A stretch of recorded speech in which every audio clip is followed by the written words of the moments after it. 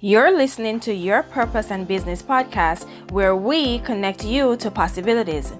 I'm your host, Raquel Walters, a two-time best-selling author, millennial speaker, corporate trainer, advocate, and clinical social worker at heart.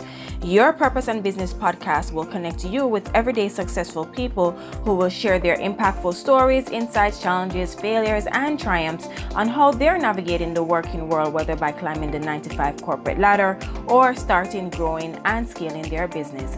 So grab your pen and notebook because you'll want to implement the nuggets and tools, strategies shared in every episode. Class is in session. Hello, everyone, and welcome to another edition of Your Purpose and Business podcast. I'm so honored today to be introducing to you all Patricia Green Rogers. Patricia Green has founded the Patricia Green Group LLC that was established in Brookville, Maryland in 2003 as an outgrowth of IC Linkages LLC, a relationship marketing and public relations firm. The Patricia Green Group, an award-winning public relations agency, relocated to Littletown, PA in 2017. Patricia Green, the founder, has more than 40 years of public relations experience. Over the years, the Patricia Green Group has expanded its reach and reputation, increasing its portfolio of corporate, governmental, small business, and nonprofit clients. Patricia provided PR consultation to Chester Engineers, a Pittsburgh-based engineering corporation that specialized in wastewater treatment and management. She executive produced the Virginia Icon, a statewide vocal music competition for teenagers. Patricia secured R&B recording artist and Petersburg, Virginia native Trey Songz, who appeared pro bono, as well as Patricia represented Dr. Donda West, mother of Kanye West, and organized her UK book tour working with UK partners. She also organized trade missions to the UK. President George W. Bush and Ambassador Robert H. Tuttle recognized Patricia for organizing trade missions to the UK for women entrepreneurs desiring linkages with UK women business owners. Brooklyn, New York Congressman Adolphus Towns cited Patricia's contributions to global bridge building in the congressional record.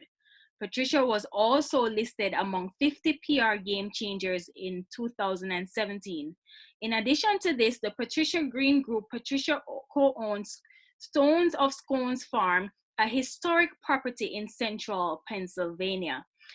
Mrs. Green Rogers, it is an honor again to have you on the Your Purpose and Business podcast. I know that you're very, very busy, and I am very grateful and humbled that you made time out for us. And what an impressive resume, life story, bio, experience, all of that. Welcome tonight. I just remembered I should turn my phone down. That's okay. Yeah. Well, Patricia is 70 years old, so that means she has been busy for quite a while. So, I don't want to be pompous, if you will, but I have followed my purpose. I've done things that I wanted to do through my lifetime, and a lot of it has to do with looking at things from an artistic perspective, which we say art doesn't have anything to do with business, if you will. So the business of art, most times people who are artists have representatives to move their art. However, for me, I have blended my artistic self with my PR self and my community engagement self. I've integrated basically three unlikely disciplines. I have a master's in social work with a concentration in community organization and social planning. So that's the engagement, the people to people connectivity. Right. I have a master's in public relations, and that allows me to know how to use media gatekeepers and other influencers to get my clients' message before their targeted audiences. And all of that is done through an artist lens. Yes. That's the way I can put it. No, that's impressive. And so for those who are up and coming in college, or trying to find their way, trying to find some sort of path in their life journey, and thinking that I have too many interests, and the old adage, you go to school, you pick one career, you work in that career, and you retire. That's not your story. No, and I was raised in Richmond, Virginia during segregation, so I guess one would say I was somewhat eccentric. Mhm. Um, I just saw things differently. And even in segregation, I was trying to build some bridges where I could with people who were different from me culturally and ethnically and racially. And so I guess you would say with all of that as a part of my grounding of, as I say, why I am here, I'm not surprised that I've had such a diverse portfolio of different kinds of clients, and I'm able to satisfy the needs of all of them because I have a foundation that says people do things for people, Mhm. relationships matter, and that's really how I define my success, particularly moving me where I am now in central Pennsylvania. I got married and I moved to central Pennsylvania near Gettysburg. This was a very unlikely place for me to live. There is limited diversity here. And I found my place. I'm on 4 boards. I'm publicity chair for one organization. I'm connected with Gettysburg College with a community college board. I basically don't see the barriers. Mhm. And the barriers are there. They Yeah. are definitely there. You can go into a room. If you're the only one in the room who looks like you, sometimes you can't hear a pin drop. Mhm. The bottom line is that you have a right to be there. You have the core competencies. And so you prove yourself by just being yourself. Mm-hmm. And you said a lot there, and it got me thinking because, especially you mentioned growing up in a time, the time that you grew up in, it was a little bit different. And to some extent, some people are saying we are going backwards instead of going forward. Um, but what, if anything, whether it was your background growing up, how you were raised, what triggered that interest in you, the different interests and that lens or perspective that you have of the world in order to navigate it and pursue these different interests? That makes sense? It does make sense. And we all have a story. So Mm-hmm. this is my story. My story is I said I was raised in segregation. My mother was a domestic worker. She cleaned white homes in Richmond. My father worked for the post office. That said, I was crossing bridges as early as 4 years old because when my mother didn't have anyone to watch me, she had to take me to the different homes with her because I hadn't started school yet. And one of those homes had a little girl named Catherine. And I tell this story a lot because they sent me Catherine's dresses. They sent me her phonograph records, her phonograph player. They sent me her books. And I was enthralled by the books because these were books with white kids who were very happy and white picket fence. And that was a big difference from my neighborhood. We lived comfortably, but within our city block, there were people who did not have inside toilets, who had outhouses in their backyards. There were kids who you could tell that in school, when I went to school, they had minimal money because they didn't even have lunch. And I started giving kids my lunch every day when I entered kindergarten. And so the bottom line is that I saw the world that we were denied, and I saw a community of people who were being judged unfairly by law. And I did not like what I saw. And I said, as a little girl, I want to be the change. And it's kind of hard for your family to understand that. But I would do things like take my pad and my pencil, and I would go around the neighborhood and draw the neighbors Mm-hmm. because I was an artist. And I felt if I did something nice for them, something to gift them that represented who they were, not who they were told they were, that they would feel good about themselves. And they did feel good about themselves with this little girl drawing their faces and talking with them. And in talking to them, I got to hear their stories. Now, I mentioned Catherine. What happened when I went to their home, Catherine had new books because she had given me her old books. And we would sit side by side. She would read a page, I would read a page. Invariably, she stumbled over her pages. She didn't know the words as well as I did because I was constantly reading the books over and over and over that they had given me. Pages were crumbling. I was just enthralled by this world beyond my village.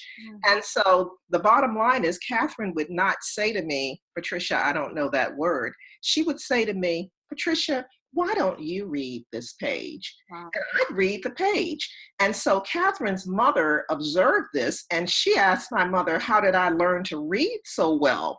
And this is something I learned when we were on the bus going home from her job one day. And I said, well, Mama, if they gave me Catherine's books and I love to read and I read better than Catherine, why wouldn't I read well? Because they gave me the books. They gave me the opportunity to be better at who I am. Mm-hmm. But, you know, in knowing they gave me the books, they still could not conceptualize why I Read it. was better than the little white girl.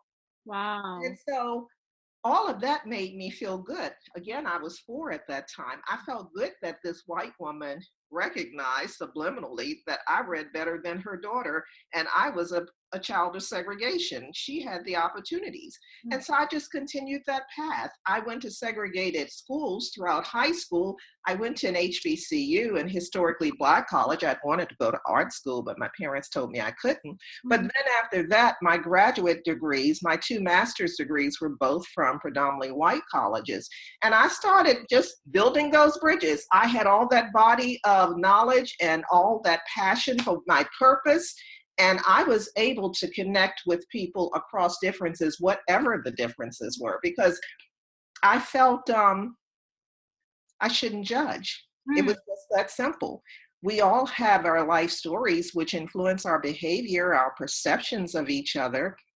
Unless you start the dialogue and realize our similarities are stronger than our differences in any way, if you don't start the dialogue, you don't see the common ground.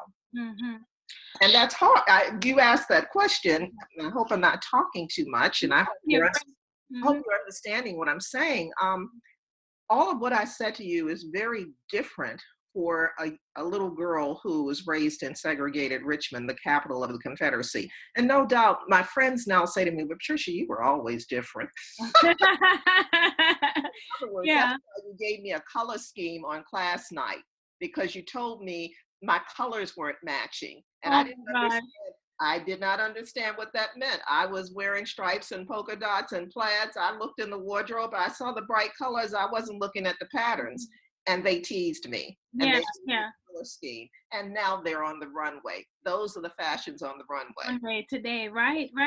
And it's interesting that you even said that, because as you're talking, I'm absorbing on, oh my gosh, you're such an awesome storyteller. I was thinking about that time that you grew up with. Were there in building, I should say, those bridges, were there any challenges or barriers? Because there must have been, while you were transitioning from, going to a historically Black college, then going on to get your master's degrees from 2 different prevalently white colleges, and going about, pursuing your goals. Were there hurdles in your way, challenges, if any, that you would want to share with us? Well, yeah, there were challenges. And sometimes I didn't know what world I belonged in. Because I had built these bridges across cultural differences, when I was around people who are part of my culture, I might have a point of reference or a story, if you will, that would be foreign in terms of something that happened by virtue of being in a, say, white setting, or studying Navajo and Hopi Indian cultures for a month in Durango, Colorado. So I was talking about the Grand Canyon.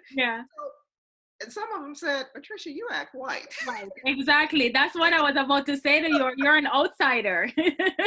But I always was conscious of who I am. I never wanted to wear my hair pressed, if you will. I wore the cloth, if you will. I was not being fake. I was being totally authentic in the things that represented who I was. But it was confusing to those of us who have not ventured into those kinds of relationships. Conversely, being on that other side, particularly when I was director of public relations at La Roche College, Mm-hmm. there were some unique challenges. I was the first African American director of PR for a white college in Western Pennsylvania. I was hired by white folks. I was a part of an interview, a group interview of department heads and the president, an all day interview. There were three of us. I Wow. don't know the other candidates, but they were white. And Mm-hmm. I was hired. Yes, And obviously, I had to be better than any of them. exactly. And Mm-hmm. it was a challenge because there was some covert racism within the institution among some department heads who did not want me to create their PR packages. I went in there and I saw a view book that had no diversity in it, and I wanted to educate them on the importance of having diversity in a recruitment tool. Mm-hmm. And ultimately, all I could do, I couldn't change content, I changed some pictures.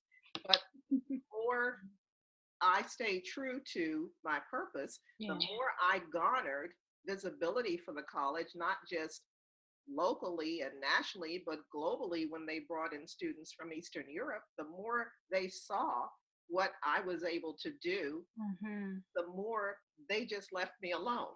Wow, wow. And I have to say this to the audience as well. I was also a product of that for bringing in diverse um, students from all over the world because it also reached the Caribbean as well. And by the time I got to La Roche College, which is now La Roche University, I was able to learn from different cultures, different walks of life, and it helped me to develop my cultural competency, if you Yeah. will, with relating to different types of people. I mean, at the end of the day, we're all one, but the different backgrounds, the culture, etc. And So I thanks to you too, Patricia. Yeah. just add, based on what you said, Mm-hmm. that these kinds of challenges are not just unique to African Americans, Mm-hmm. because with respect to the Eastern European students, there were people who did not want them to speak in their languages when they were in social conversations with each other, who would say, in one case, speak English, is what one of the professors said as she was walking past them. And everybody came in my office. It's like the doctor is in. So no Yeah. matter what, it didn't matter the ethnic group or what have you. They knew that they had a listening ear in me. And this is how I learned that, they too had some challenges in some cases in blending with the prevailing culture of the Mm-hmm. college. Mm-hmm. And let's speak to, if you will, even in 2020, such a time as this, that the world seemed to have gone backwards instead of forward. At one point, it felt as if it was moving forward in the right direction. Everybody's more sensitive towards culture, background, religion. Not to get too deep into it, but for some reason, it feels that things are going backwards. And based on your experience and your years, Patricia, what are your thoughts on that? What do you think? Well, I live in central Pennsylvania, and this is this site of the bloodiest battle on U.S. shores, the Civil War. And when you things do appear to be going backwards, but because sometimes you have isolation. I mean, we look at Pennsylvania as a state, you have the two major cities are Pittsburgh and Philadelphia.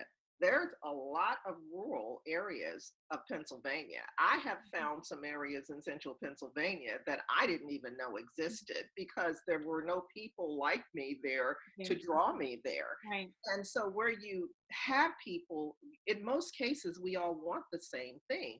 But I don't want to be political, but when you have a person who is divisive, and that person is a leader, and people are struggling, because I've done consulting in rural parts of Virginia, and it doesn't matter what color, is poverty where you have no jobs. Mm-hmm.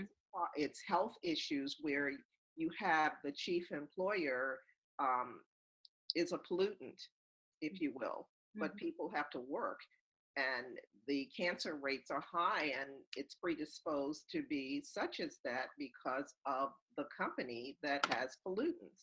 So these are people who don't look like me in large numbers, but who are suffering. And when someone comes and says, I'm going to save you, that this is the problem, they're the problem, immigration or what have you is the problem, crime in the inner city is the problem. When you use the code words, this is, messaging, if you will. PR people can counter negative messaging, or they can produce negative messaging. So, I mean, I understand from a PR perspective what is going on in terms of how opinions are being molded and how it's building discord. But I'm here, and I think life was bringing me right here where I am now to be the light of change. Right. And I'm not trying to be the light, I'm just being myself. And I have developed some very strong relationships with people that I probably would have never in my lifetime met other than being here. Mm-hmm. Wow, wow. Did That's I answer your question? Yeah, yeah, you did. You did.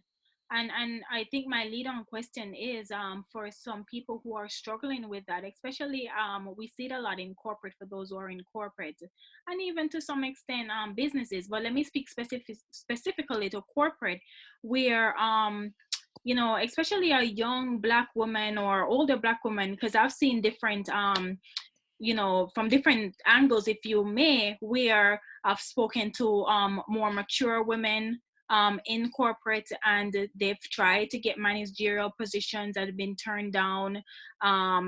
Even from mid-career women, 15 years in, 10 to 15 years in. What would you say to them so that they're not discouraged after trying to seek out a promotion and being constantly turned down? And it may just be, even if they don't have the evidence, that it's because of the color of their skin or how they look, or because they're a female, or because they're from not from this country. Like, what would you say to those people who are trying to thrive within the corporate environment? Yes. And it can be challenging. And then conversely, there are situations where African American and other women of color are prospering in the corporate sector. I go to a conference every year called the Pennsylvania Conference for Women. It's held in Philadelphia every year. And the lead speakers are often African American women Mm-hmm. working for major corporations in key positions. Mm-hmm. I don't know if it's a challenge. A lot of them have written books. Mm-hmm. So sometimes you can use your adversity as a catalyst for doing something beyond your adversity. Mm-hmm. I mean, you don't have to stay in that setting, or you might be the person that they send out for Black History Month, or Mm-hmm. that they show as an expression of diversity. So how do you leverage that whereby Right. you benefit from that? It's not just them setting the agenda for you. Mm-hmm. And it's really about seeking out that opportunity and pitching too, and presenting it in a different perspective to the right decision makers. Right. Yeah, yeah. And I think that for a lot of females, and let me just speak to even as a millennial within the corporate space as well, I think that, and the cries I've heard from my colleagues is that they feel as if they're not being heard, they're not being respected. But at the same time, when they do have superiors that are in certain position, they feel as if they're not being looked after, so to speak. And I will say it in quotation. And what that really means is that there's no true pathway that's being created. It's sort of like the doors, or the elevator doors, have been shut. You know. Right. And I'm a baby boomer, and I have two millennials, a male and Mm-hmm. female son, daughter.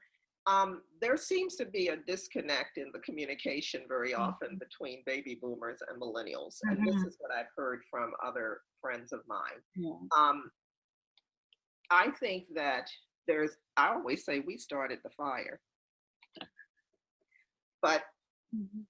if we want to look at some millennials, some of them may know so much they don't leave room to be contributed to. Mhm. Mhm. And they have had the success. They've been in colleges, universities that when I was young, we were not admitted into, or maybe one of us. And so, and they have had the education that prepares them for a world community. So in many ways, and it's not an, I'm not trying to be negative, they've No. been indoctrinated into a white standard Mhm. for prosperity by virtue of education and social experiences. And then they find that they are Black, Mhm. or they are Hispanic, or they are some other kind of ethnic group. At the end of the day, they are not necessarily the chosen ones, Mhm. because there are white colleagues who will probably have more of an opportunity Mhm. or be Yeah. more preferred. So, there are African American mentors, there are other mentors of color who are available to help these young people who are in these positions, or in these companies, to navigate. Mhm. Because in my generation, we had to learn how to navigate. We were just entering in Richmond. You're talking about the 1964 civil rights legislation. I was in junior high school. Yeah. So my point is, we were the pioneers in what was hostile territory. Mhm. And then you had Black rights, and you had a lot going on in the 60s. And Mhm. we were bombarded with a whole lot, which gave us the ability to decide which way we're going to go. You go. Because legally, we were, quote, free Yeah. now Yeah. to choose to be where we wanted to be. But in actuality, there were some challenges being there. Right. And I loved how you broke that down, where, at the playing field, so to speak, it seemed like it was plain until you grew up, you left college or whatever, high school, and you enter into the working environment. And then you start realizing that this is really not all that we thought it would be.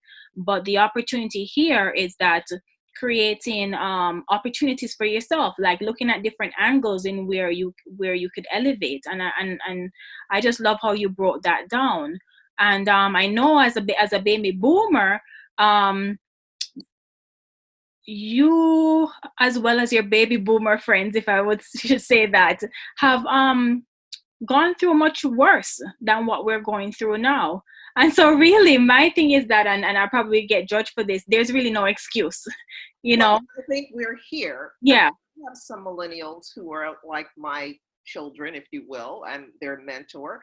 And I enjoy being with them because they do have the fire in them, and Mhm. they have had these unique opportunities that were not possible when Mhm. I was growing up. But conversely, I worked for the National Council of Negro Women. Mhm. And so I was mentored by Dr. Dorothy Height. I can give you a list of women who were prominent in their fields, who, you're talking about women who were prominent in their fields in the 1940s. Mhm. And that said, when I saw them and sat at their feet, we had Yeah. much respect for them. Yes. Much Yeah. respect. Yes. Listen, understand, then act. I knew that I could not fail them. Mhm. Everything I do, they're in my head Yeah. Mhm. because they did. Dr. Height said, Black women don't always do what they want to do, but always do what they have to do. Mm. Mrs. Maida Springer Kemp, who was a member of the Garment Workers Union, who was mentored by A. Philip Randolph, who was the first African American woman, actually, she was born in Panama, to Mhm. represent the AFL-CIO abroad, who, after the independence of all of the African countries, went to those countries and formed labor schools for the kids. Mm. She said to me, I think our madness is part of our survival.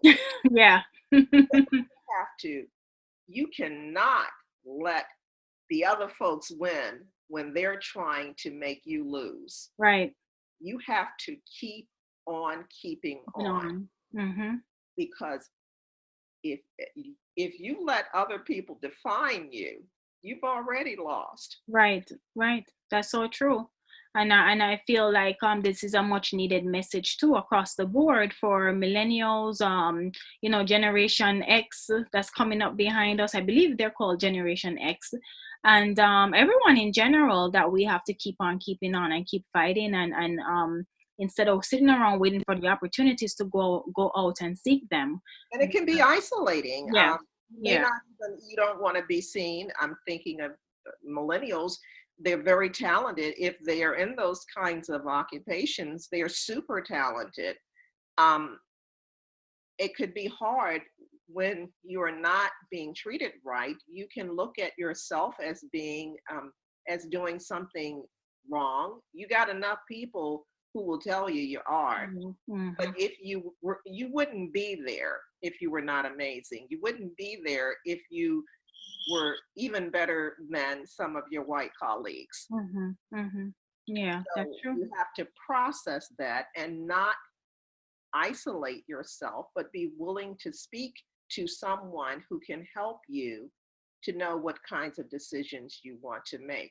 I hear Mhm. there's a lot that goes on with how people wear their hair in these companies.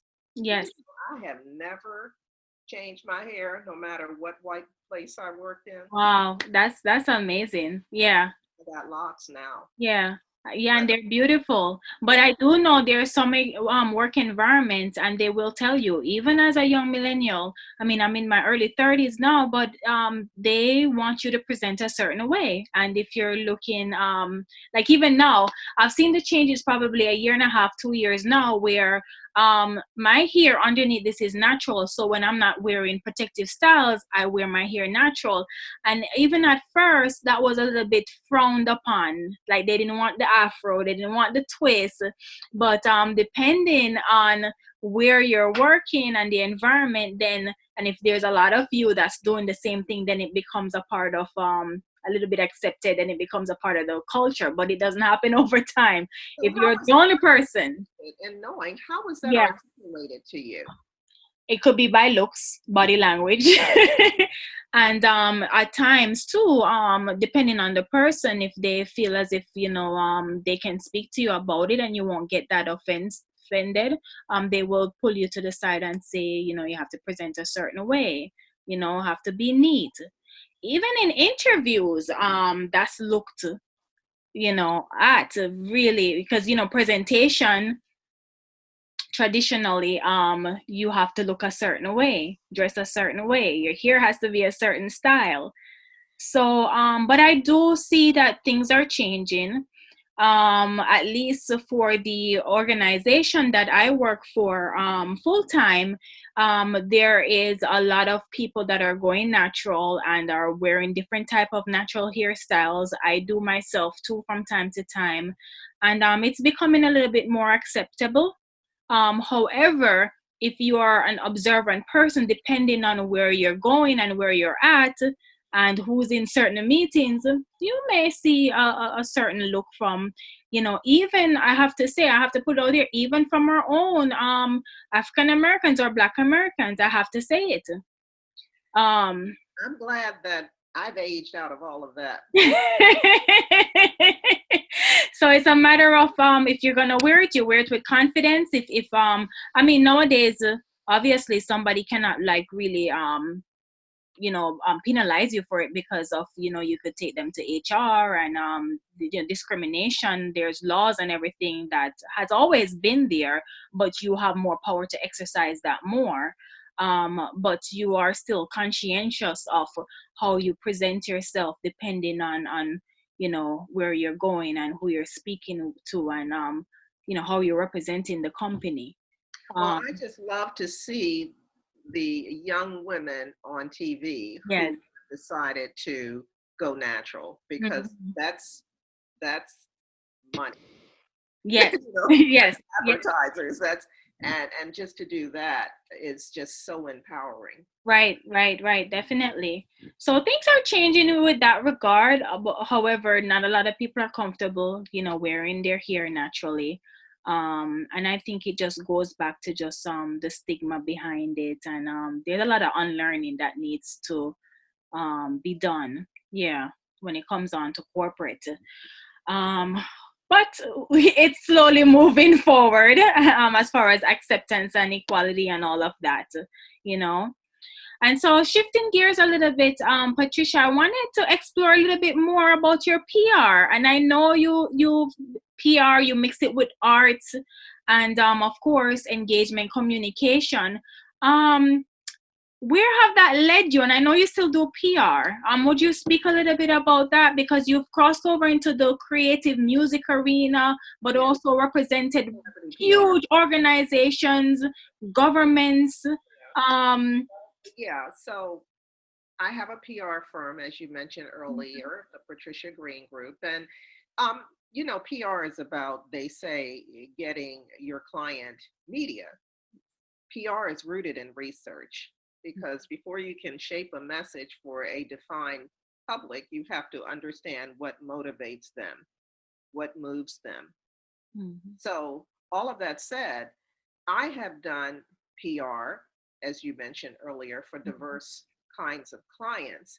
I got into celebrity PR by way of Dr. Donda West, Kanye's mom, who went to college with me. And I saw her at a book signing, and no one was there. Her publisher had not done the PR. So we talked a little, and she said, Patricia, I need you. And that led to the trip to England. Now, it was easy to get her a signing and to get Waterstone's books to order copies from Borders here and to get MTV Europe to be a sponsor because I had strategic partners over there already, because I had done trade missions to the UK for Yeah. about 2 to 3 years, where I took over women in business and African Americans and did linkages with their counterparts over there. So how did all of that happen though? PR, I mentioned, is research oriented. I knew I wanted to do this and I didn't know anyone in England. So I just Googled I Googled Black folks in Yes. England, Black folks in London, Black business women, and I came upon Yvonne Thompson. And her name kept coming up. And so I reached out to her, and that was my first trip there Oh. through the relationship I formed with Yvonne. And it was on the heels of the London Olympics. And so we were able to take some larger delegations there because people were interested in looking at how they could get into the Olympics pipeline with some strategic partners. So that is all PR. Mhm. Everything that I just said takes PR skills. PR is planned effort on the part of responsible management through two-way communications to build public awareness, understanding, and support. And embodied in that, I say, is a little bit of mind management Yeah. Mhm. because it's psychological. Mhm. PR people listen to their clients such that they can understand their clients and know best how to position them. Mhm. Mhm. So that's what I do. And I have relocated my firm to Stone of Scone Farm, where I live now, and we haven't touched on it, Yes. but Stone of Scone Farm is a property that goes back to the 1700s. Mhm. And there's a lot of history here that's tied to some important periods in the local towns, towns that were founded, had original inhabitants here. This farm was the second Pennsylvania land grant that was given by William Penn. They were originally German immigrants. Mhm. My husband is of Scottish heritage, and he Mhm. named it Stone of Scone Farm because the stone of Scone is the stone of destiny. It was Oh. used in all the royal coronations. Scottish until King Edward I took it as a spoils of war and took it back to London. So the bottom line is they have their stone back now, but I say when you visit Stone to Stone Farm, you'll be treated like royalty. Mm-hmm. And if you've seen the pictures, you know it's Yes, so it's serene. beautiful. Mm-hmm. We have people who want to have events here. We're working through some challenges with our township, but I have had non-paid events here just to bring people here who are stressed. Yeah. This is such a serene environment. And Mm-hmm. so for anyone with a hurried kind of life, I know what that's like as a PR person. I have become so much more centered by breathing this air and looking at this nature. Yeah. Wow, wow. And I have to say the Stones of Scone farm is beautiful. I've seen the pictures. I've seen some of the past events that you have up on your website in addition to your Facebook page, and it's beautiful. So this um journey or leg of your life, so to speak, is all about wellness. It sounds it's all about peace and serenity, Yes, and using your words, to feel centered and be centered. yes. And so, as far as legacy, what legacy would you? And I don't know if this is something that you've even thought of, but Yeah, I have. yeah, I, what legacy you think that you want to leave? if people were to look at and understand my journey, Mhm. I have lived my Yes, life yes. on my own terms. Mhm. And I always say, I don't want to die an unlived life. Mhm. Life is finite. So life is that right? Finite or life is It's infinite. I in don't know, but they get the picture. right. We're dying. We don't Yeah, know when we're going to die or yeah. how we're going to die. And so it's not for me the length of life, it's the quality of life. And I think, some people go through life and at the end of life, they're miserable, Mm-hmm. absolutely miserable. They feel like they have not fulfilled. But for me, part of not dying an unlived life is living a purposeful life. Yeah. I don't complain. I don't woe is me, because I decide my joy. Mm-hmm. No one else decides my joy but me. Mm-hmm. Yes. And I think that if I were to impart some inspiration, if you will, Mm-hmm. it would be for your listeners, viewers, to begin to see the light in themselves, Mm-hmm. because there will be detractors Yes. to try to dim your light, particularly when your light is shining the brightest. When you are on your path, you go back to that job where you're being treated a certain kind of way. Sometimes you're already outshining folks and they see it and they say, no, we're not going to let this happen. Mm-hmm. But continue to shine your light and you will be marketable Mm-hmm. out of that environment. But if you're stuck in your misery, Yeah. your detractors are happy. Mm-hmm. Yes, yes. That's it. Yes. Don't Mhm. die an unlived life. It's lots of things to live for every day. Right. Right, right. And your story thus far has been so beautiful, and it shows that you created the life that you wanted up to this point, and you still have many, many years of life to live. And it doesn't matter what interests you have, go out, seek it, because somehow it's woven in beautifully in your journey, in your life's journey. And so Mrs. Green Rogers, tell us how the audience can reach you, can contact you, and if there's any upcoming events. Well, you can look at the Patricia Green Group. I have some interviews on with some empowering people. You might want to hear some of those stories of theirs as I interviewed them. Um, you can also go, if you're on Facebook, you can go to Patricia Evelyn Green, which is my inspirational page, and you can read some of my thoughts on different kinds of topics that relate to mind, body, spirit, wellness. You can also go to the Stone of Scone Farm page and see how I hang out at the farm to keep my calm in check. Yeah. Um, you can also go to the Patricia Green Group page, which is PR page, And if you want to friend request me, I'm under Patricia Green Rogers. In terms of events, I basically don't have any events scheduled at this moment because I am in the midst of some client work right now. I have some clients and some heavy deadlines. But what I'd like to do, one of the things that I'm planning to do, I'm working with a colleague in London to recruit some folks who are interested in a trip to South Africa to do some work with populations of women and children who can really benefit from our service. So that's something that we want to do before the year is out. We're talking about it. And right now, most of what I want to do is to serve in a way that shows God's love, for one of the different way to put it. And I've had a good life, and I think at this stage of my life, I'm not quitting my PR, but I think I want to do more in service to humanity.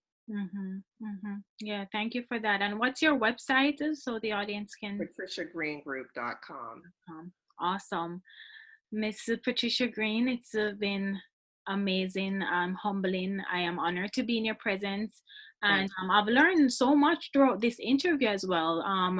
And there is a lot of lessons and a lot of takeaway that not only that I've taken away, but also the audience definitely will. So again, I want to say many thanks to you, and we look forward to seeing more and hearing more from you and the Patricia Group, Green Group, sorry.